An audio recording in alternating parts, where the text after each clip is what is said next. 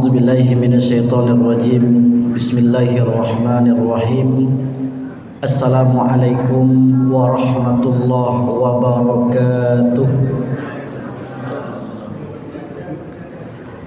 الحمد لله رب العالمين والعاقبة للمتقين ولا عدوان إلا على الظالمين أشهد أن لا إله إلا الله وحده لا شريك له وأشهد أن محمدا عبده ورسوله لا نبي بعده اللهم صل وسلم على حبيبنا المصطفى محمد صلى الله عليه وسلم اللهم انفعنا بما علمتنا وعلمنا بما ينفعنا وزدنا علما.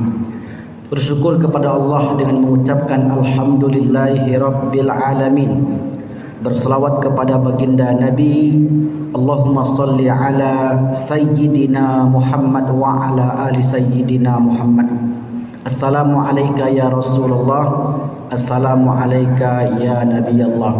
Kaum muslimin, Bapak Ibu yang dimuliakan Allah Subhanahu wa taala. Malam ini kembali kita melanjutkan kajian perjalanan hidup setelah kehidupan di dunia ini.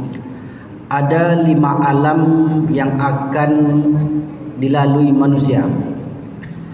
Yang pertama, alam arwah. Setelah dari alam arwah, alam rahim, alam kandungan. Kemudian berpindah ke alam yang ketiga, alam dunia, alam kehidupan di dunia ini. Lalu kemudian alam barzakh atau alam kubur. Innal qabra awwalu manazilil akhirah. Sesungguhnya kubur merupakan perjalanan pertama menuju perjalanan akhirat. Faman naja minhu, siapa yang selamat di alam kubur, fama ba'dahu aisar. Perjalanan selanjutnya akan dimudahkan Allah. Wa man lam yanju minhu, siapa yang gagal tak selamat di alam kubur, fama ba'dahu a'sar. Perjalanan berikutnya akan dipersulit Allah Subhanahu wa taala.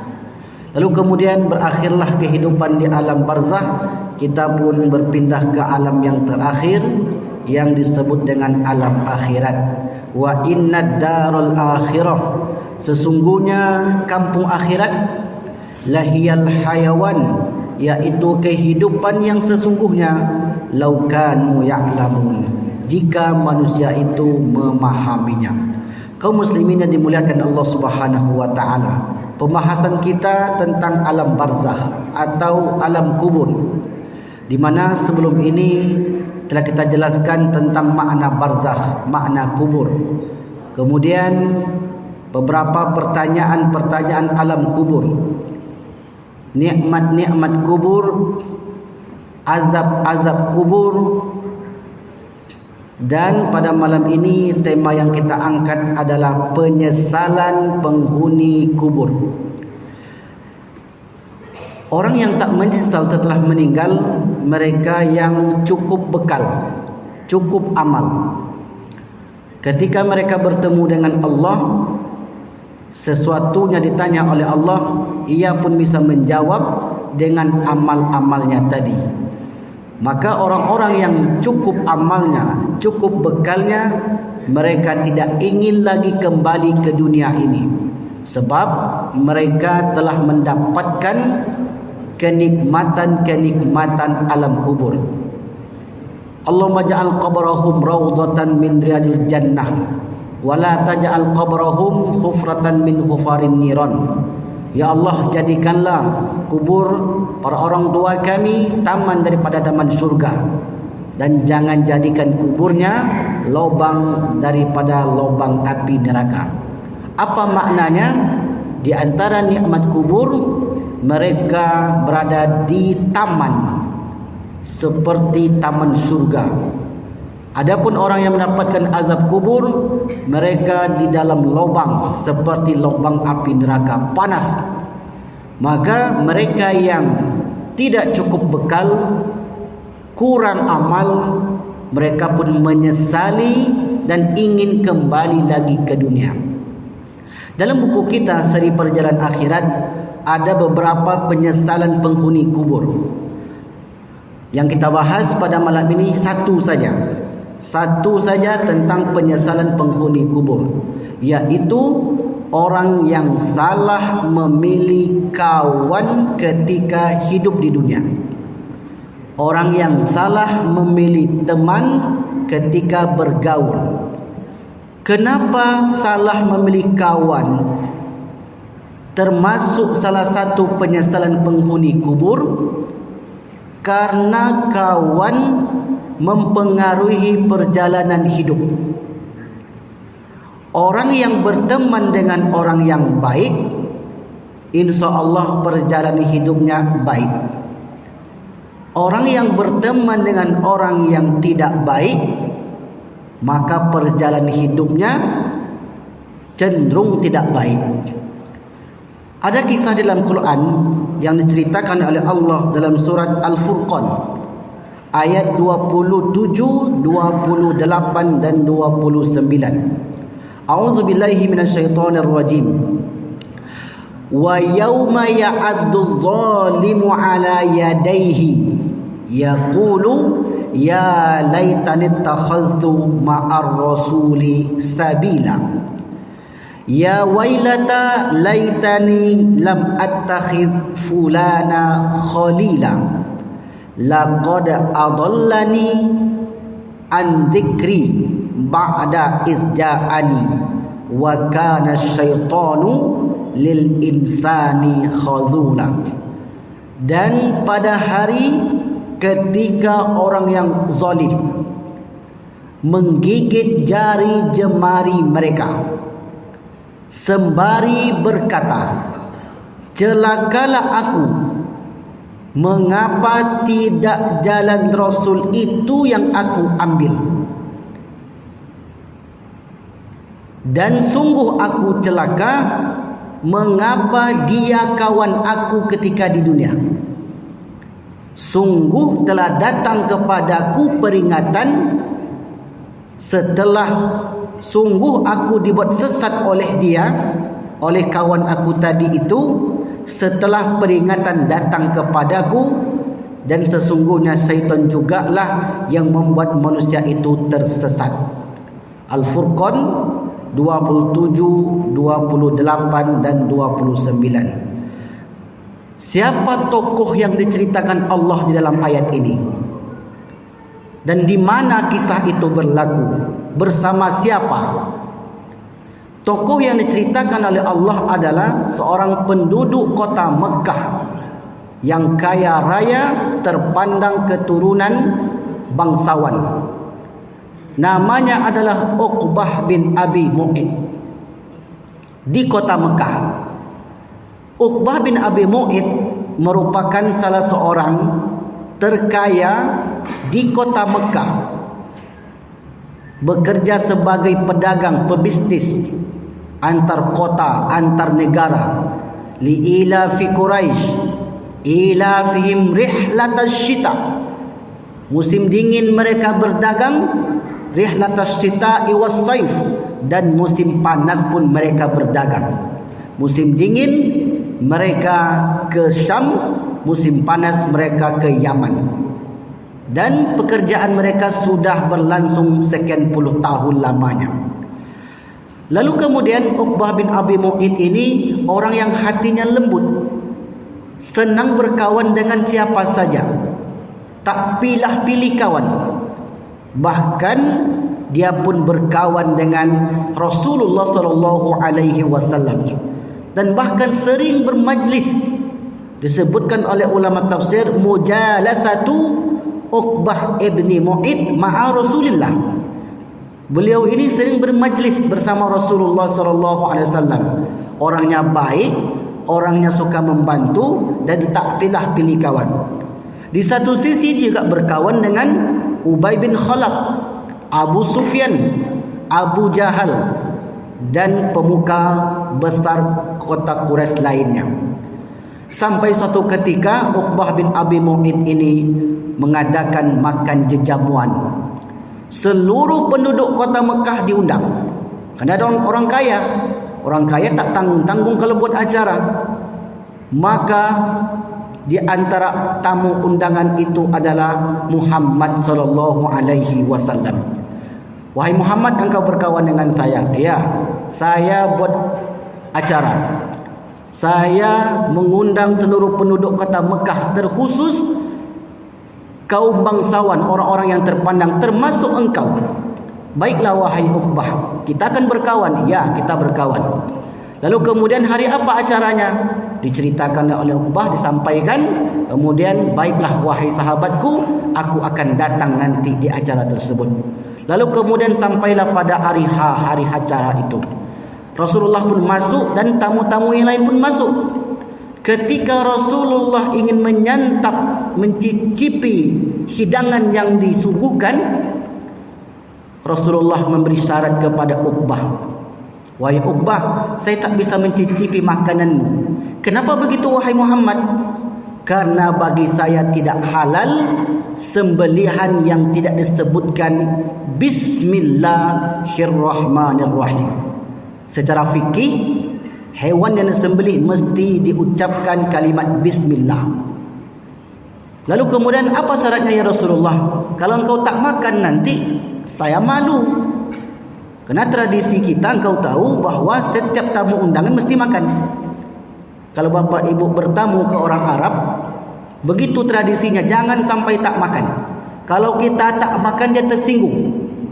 Saya dah pernah coba bapak ibu ketika saya tinggal di Kairo, pas di musim haji, kawan saya ini mengundang ke rumahnya dan banyak menyembelih kambing, menyembelih sapi dan hewan sejenisnya. Lalu kemudian kami pun diundang makan. Sudah banyak kita makan, disuruh juga makan lagi. Ya Wandi, kul enta, kamu makan. Ya akhi, khalas sabi', ini dah perut dah kenyang ni. La kul, makan lagi, kul kasiran, makan banyak. Saya bilang, batni sogir ya akhi, perutku kecil, wa batnu kabir, perutku besar. Isinya sedikit, kalau isi perutku banyak. Wajarlah saya bilang. Oh, enggak, pokoknya makan sampai gigi ini rasa pegel bapak ibu. Makan daging, dikunyah aja, pokok dikunyah aja sampai selesai dia makan. Tak boleh kita berhenti dulu sebelum dia selesai makan.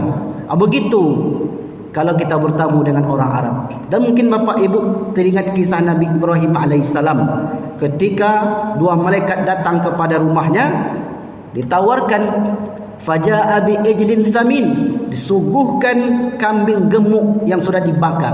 Ala ta'kulun, wahai tamuku, kenapa kamu tak makan? Mulai risau ni Nabi Ibrahim. Tak biasanya kalau tamu datang mesti makan. Ini kenapa tak makan? Lalu kemudian kata tamunya, inna nubashiruka bi gulamin alim. Sesungguhnya kedatangan kami ini wahai Ibrahim untuk memberi kabar kepadamu bahawa kamu akan mendapat anak yang alim. Bapak ibu yang dimuliakan Allah Subhanahu wa taala. Begitulah orang Arab, mesti kita makan. Lalu apa yang terjadi dengan Uqbah tadi? Akhirnya Uqbah pun, baiklah wahai Muhammad, kalau itu keinginanmu, aku akan bersaksi. Apa saksinya? Asyhadu an la ilaha illallah wa asyhadu anna Muhammadar Rasulullah. Dah cukup itu saja? Ya, itu saja. Kemudian Uqbah pun bersaksi, asyhadu an la ilaha illallah wa asyhadu anna Muhammadar Rasulullah. Setelah beliau bersaksi, tersebarlah ucapan itu, berita itu di penjuru kota Mekah, sampai ke telinga Abu Jahal, sampai ke telinga Ubay bin Khalaf, Abu Sufyan dan yang lain-lainnya. Lalu kemudian setelah selesai acara, dipanggil, disidang ini orang. Wahai Uqbah, kami dapat kabar engkau qad sabata, engkau telah rusak. Kenapa saya rusak? Kata Uqbah, engkau telah meninggalkan agama nenek moyang kita, engkau telah murtad. Kenapa saya murtad? Engkau telah bersaksi Muhammad itu utusan Allah. Kata Uqbah, saya bersaksi itu karena saya berkawan dengan dia. Dan Muhammad memberi syarat, kalau saya tak bersaksi, maka dia tak makan, tak mencicipi dan menyentuh hidangan yang aku suguhkan. Bayangkan oleh kalian, Keluar dia tanpa memakan satu pun daging-daging yang telah kami suguhkan ini. Malu saya. Saya orang kaya, dianggap nanti tak cukup makanan. Lalu kemudian tidak begitu. Muhammad itu musuh kita. Karena Muhammad itu telah memecah belah penduduk Mekah. Jadi menurut kalian bagaimana?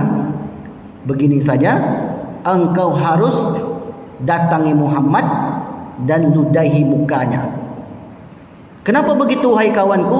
Bukti kesetia kawanan. Kamu pilih Muhammad yang sedikit pendukungnya itu, yang telah memecah kabilah-kabilah kita, atau pilih kami, konco kawanmu lama. Konco lama, berkawan dari dulu, berdagang bersama, berburu bersama.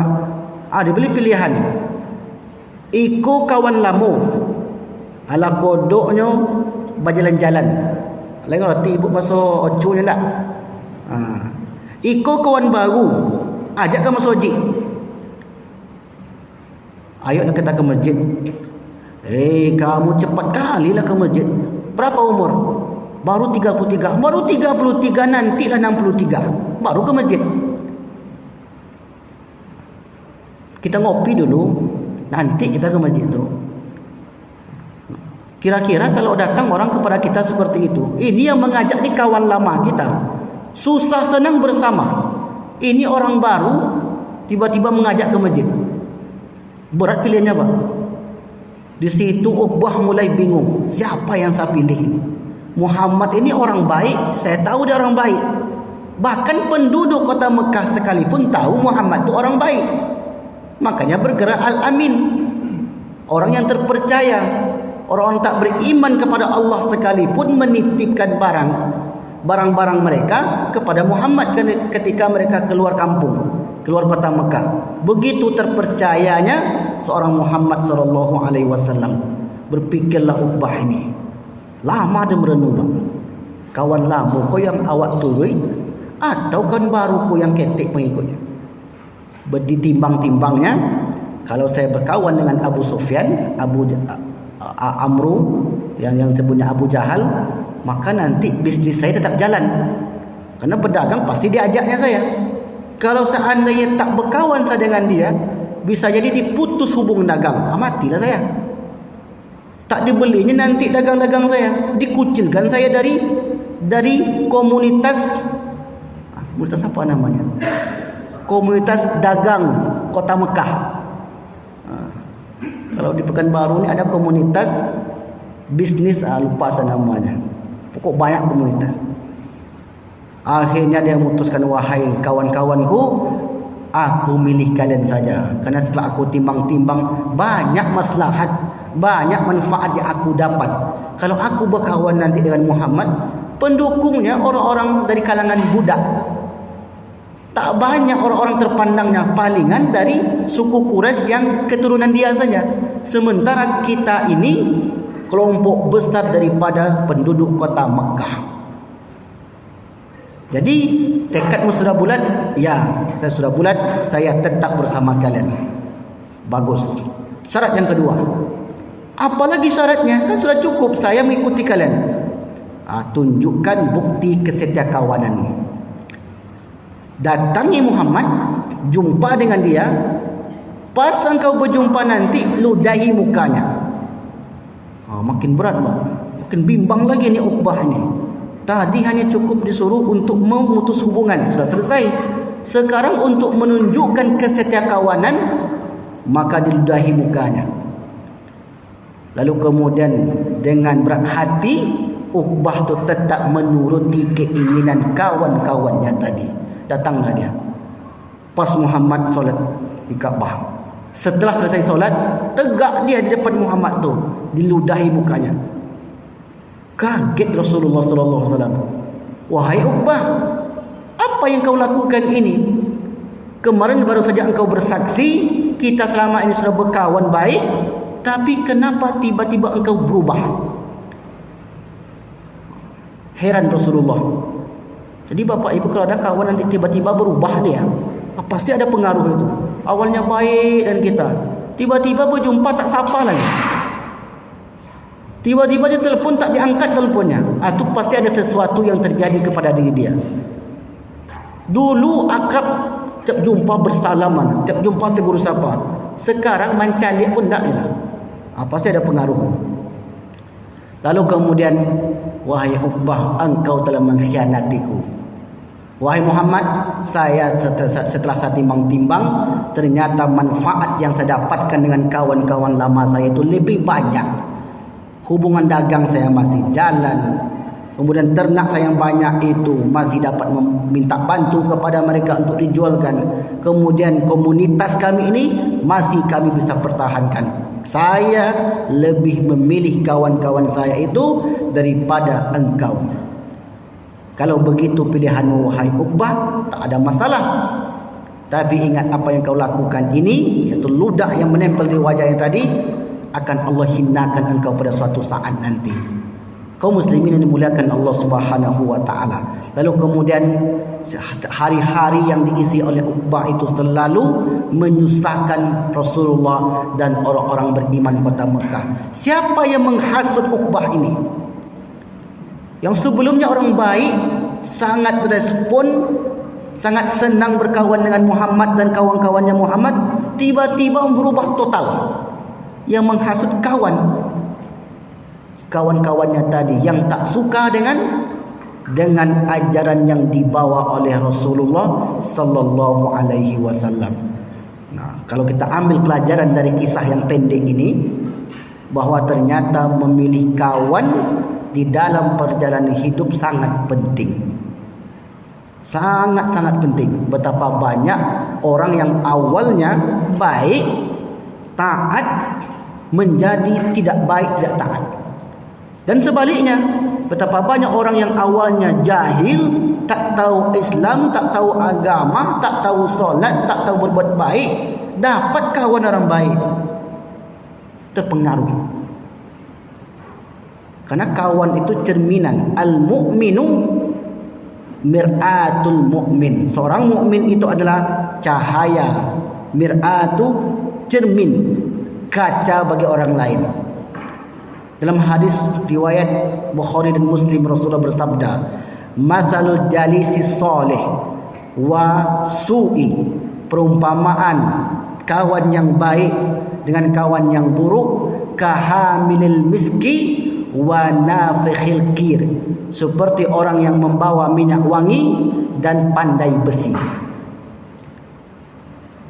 Minyak wangi, amma hamilul miski, adapun orang yang membawa minyak wangi itu, imma antuhziyaka, mungkin dia memberimu minyak wangi, imma antubta'a minhu, atau kamu beli minyak wangi itu, wa imma antajidu rihatan thayyibatan, engkau dapatkan aroma wangi dari tempat dudukmu, tempat berkawanmu itu. Setidaknya tersemprot dapat. Datang pembeli, disemprotnya pembeli itu, wangi. Cipratannya itu pasti akan mengenai orang yang berada di sampingnya. Wa amma nafikhil kir, adapun pandai besi, wa imma antuhriqa siyabaka, bisa jadi membakar bajumu menjadi kusam, bajumu menjadi hangus, bajumu menjadi tak enak dipakai. Wa imma antajida rihatan khabithatan, atau bisa jadi engkau mendapatkan aroma yang tak baik, yang tak sedap dari hembusan asap tukang pandai besi tersebut. Inilah perumpamaannya. Jadi ternyata Bapak Ibu yang dimuliakan Allah Subhanahu wa taala, dengan siapa kita berkawan sangat mempengaruhi perjalanan hidup. Dengan siapa kita berteman sangat mempengaruhi pola pikir. Dengan berpikir pun kita akan berpengaruh. Kalau hari-hari kita berkawan dengan orang politik, dari pagi sampai malam politik aja dibicarakannya. Kalau berkawan dengan orang pedagang, dari pagi sampai malam untung rugi. Itu terbayang saja.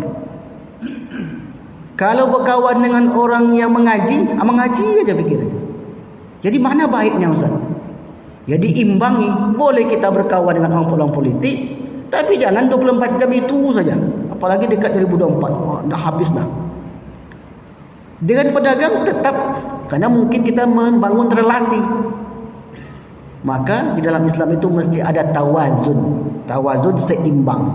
Jangan sampai kita lebih banyak porsi yang kita habiskan untuk kehidupan dunia daripada kehidupan akhirat. Tapi ditinggal dunia ni boleh? Tak boleh. Wala tansa nasibaka minad dunya. Jangan engkau lupakan nasibmu. Nasib tu artinya bagian. Jangan engkau lupakan bagianmu di dunia ini. Kita mesti ngambil bagian di dunia ini. Bagian di dunia ini untuk kehidupan yang kekal abadi. Maka mesti tawazun dalam menyikapi segala sesuatunya. Kaum muslimin yang dimuliakan Allah Subhanahu wa taala. Lalu apa yang terjadi dengan Uqbah bin Abi Mu'ayth tadi? Terjadilah hijrah. Hijrah ke kota Madinah Al-Munawwarah. Lalu kemudian pada tahun kedua Hijriah terjadi perang, yaitu perang Badar. Di situ dihasut oleh Abu Jahal, Abu Lahab yang berada di kota Mekah bahawa Muhammad yang berada di Madinah itu, kalau kita tak hentikan, dia akan semakin besar. Karena mereka memantau pergerakan Islam di kota Madinah. Semakin hari ternyata bukan semakin sedikit yang mengikut Muhammad, mengikut Rasulullah. Semakin hari semakin banyak. Ara'aital ladzi idza jaa nasrullahi wal fath wa ra'aitan nas yadkhuluna fi dinillahi afwaja fasabbih bihamdi rabbika wastaghfir innahu kana tawwaba. Mereka apabila datang kebebasan, kemerdekaan, idza jaa nasrullahi wal fath wa ra'aitan nas, kamu melihat orang-orang di luar kota Mekah, di luar kota Madinah masuk ke agama Islam afwaja, berombong-rombongan. Di situ mereka mulai risau. Maka mesti ada cara untuk menghentikan ini. Akhirnya disepakatilah oleh dua belah pihak, kita mesti berperang. Baiklah, kita tunggu, kata Muhammad dan sahabatnya. Lalu kemudian pecahlah perang Badar. Lalu kemudian setelah satu peserta yang ikut dari kalangan kaum musyrikin adalah Uqbah bin Abi Mu'ayth. Qadarullah, meninggallah Uqbah di perang Badar itu. Ada yang mengatakan enggak meninggal, enggak terbunuh, dia tertawan lalu kemudian dibawa ke Madinah. Kemudian ketika itu dia bermohon-mohon, wahai Muhammad, ampunilah saya sungguh berbuat itu bukan karena keinginan saya dipengaruhi kawan. Saya tidak ada niat sama sekali. Merengeklah Uqbah bin Abi Mu'ayth ini untuk minta pengampunan dari Rasulullah. Lalu kemudian karena sudah nampak kefasikannya, kekafirannya dan kemunafikannya, akhirnya salah seorang sahabat memenggal lehernya. Sebelum itu Bapak Ibu, wajahnya sudah hitam terlebih dahulu. Ditanya oleh seorang sahabat, kenapa wajah Uqbah ini menghitam? Apakah kena api? Tak ada orang tahu. Rasulullah pun sampaikan kepada dia, wajahnya menghitam itu karena dulu dia pernah meludahi mukaku, dan aku berjanji dan berdoa kepada Allah, mudah-mudahan Allah balas bekas ludahi dengan warna hitam yang membekas di wajah Uqbah ini. Itulah yang diucapkan oleh Rasulullah sallallahu alaihi wasallam. Apa ibu ini muliakan Allah Subhanahu wa taala. Maka oleh karena itu banyak sekali ayat-ayat maupun hadis-hadis Rasulullah sallallahu alaihi wasallam yang mengabarkan bahawa memilih kawan itu mesti cari yang sejalan dengan kita. Al-mar'u ala dini khalilihi. Seseorang itu bergantung dengan agama kawannya. Agama kawannya baik, maka agama dia akan ikut baik. Agama kawannya buruk, agama dia akan buruk. Saya punya cerita Bapak Ibu. Saya dulu punya kawan, kami di pesantren. Kawan saya itu taat. Belum masuk azan sudah sampai di masjid. Kemudian tahun 2006 kami berpisah. Seluruh santri itu keluar dari pesantren tersebut karena sesuatu hal. Lalu kemudian saya pun 2008 berangkat ke Kairo, pulang 2013. Sepulang dari Kairo, saya pun ditelepon oleh kawan saya itu dan diajak ketemuan. Ketika bertemu dia pun menangis. Kenapa engkau menangis? Kenapa ente menangis? Saya sudah banyak salah ni. Dulu kan ente orang yang taat. Dulu kan ente yang pertama ke masjid, yang selalu baca Quran di sudut masjid. Kenapa ente bilang begitu? Dia cerita, saya dulu ada kawan diberinya narkoba. Awal-awal free, gratis. Awal tak terima, tak, saya enggak mau. Saya di pesantren, saya tahu bahwa barang itu barang haram. Tak apa-apa, sekali-kali lah bro. Macam berkawan, baru berkawan aja kita ni. Tengok kawan-kawan ni kan, coba semua ni, tak ada apa-apa deh. Dirayu. Akhirnya coba sekali. Dapat dia enaknya. Lalu kemudian 2 hari setelah itu diberi lagi. Masih gratis? Gratis. Sampai 5 kali dikasih. Gratis. Sudah candu kawan saya ini. Lalu kemudian yang ke-6 tu datang dia. Berilah yang kemarin. Beli, tak ada yang gratis lagi. No freelance, tak ada makan gratis. Ini sudah mencandu. Akhirnya terpaksa dia beli. Bukan murah harganya. Awalnya duit ada, beli sedikit. Rupanya semakin banyak dihisap, semakin menagih, tak bisa berhenti. Makin banyak semakin menagih. Lalu kemudian habislah duit ini. Setiap terima gaji, 2 hari kemudian habis. Terima gaji, habis. Berjalan setahun lamanya. Lalu kemudian bingung, gimana caranya nih? Mengutang. Akhirnya ngutang. Rupanya semakin hari semakin banyak hutangnya. Habis akal dia untuk mengutang, dia tengoknya lah harta maknya, dompet maknya. Hari diambil 1 lembar, diambil 1 lembar, diambil 1 lembar. Lama-kelamaan dicurilah uang maknya ini. Perhiasannya diambil, dijual. Sampai maknya bingung, kenapa engkau ni nak? Dulu kau tak begini, sekarang kenapa begini? Tak mau mengaku. Lalu kemudian tak ada cara lagi. Akhirnya mengambil hak orang lain. Sampai mencuri untuk memenuhi kebutuhan dia tadi. Sampai suatu ketika tak ada jalan lagi, dah mentok. Mau beli, tak mampu. Mencuri, takut nanti ketangkap. Uang gaji sudah dipecat dari pekerjaan. Minta ke orang tua pun tak ada uang lagi. Akhirnya ditahanlah. Rupanya ketika dia menahan itu bapak ibu, ini sakit-sakit kata dia. Ini ternyata orang menahan itu ini sakit-sakit, pegal-pegal. Karena dia berusaha mencoba untuk menahannya, akhirnya dia mampu untuk melewatinya walaupun dengan susah payah sampai normal kembali. Apa yang terjadi? Apakah dia insaf? Orangnya insaf, tapi kawan lama yang datang lagi, buat lagi metode di awal tadi. Akhirnya terpengaruh. Kenapa enggak ente buang nomor HP-nya? Sudah saya buang. Kenapa ente hubung lagi, datang ke rumah? Bapak Ibu dimuliakan Allah SWT. Akhirnya setelah bertemu dengan saya itu seperti nasihat. Yang menentukan jalan hidup kita adalah kita sendiri. Tak ada orang lain. Kalau ente mau berpikir sendiri, mau masa depannya bagus, sayang anak istri, dia sudah menikah nih Pak. Maka pikirkan nanti anakmu. Bayangkan kalau anakmu terjadi, bagaimana perasaan? Kalau terjadi kepada keluargamu, bagaimana perasaan? Kalau kamu sendiri, iya mungkin bisa. Tetapi kalau terjadi kepada orang yang kita sayangi, apakah kita tega? Oh, di situ mulai dia berpikir. Masalah mudaratnya sangat besar, berkepanjangan nantinya. Saya bilang. Akhirnya Bapak Ibu, alhamdulillah, terus komunikasi dengan kawan saya ini. Pada akhirnya dia pun dapat meninggalkan kebiasaan buruknya tadi. Setelah ditelusuri dari awal, ternyata yang mempengaruhinya adalah kawan.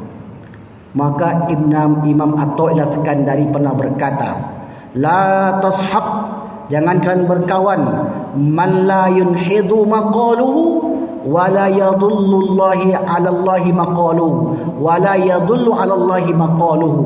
Jangan engkau berkawan dengan orang yang perkataannya tidak mengingatkanmu kepada Allah, dan tindak tanduk perbuatannya tidak menunjukkanmu ke jalan Allah Subhanahu wa taala. Maka dalam hidup ini sebenarnya jangan asal berkawan. Maka tengok kawan kita, anak di rumah bapak ibu tak terbiasa dia menyebut kata-kata kotor. Masuk ke sebuah sekolah, sampai di rumah terucap kata-kata kotor itu. Dia tanya, nak, dari mana kamu dapat kata-kata itu? Tadi anak kelas 6 ngomong begitu, saya ikut, kata dia. Anak ni tak tahu artinya apa. Memilih sekolah untuk anak penting. Menengok anak berkawan itu penting.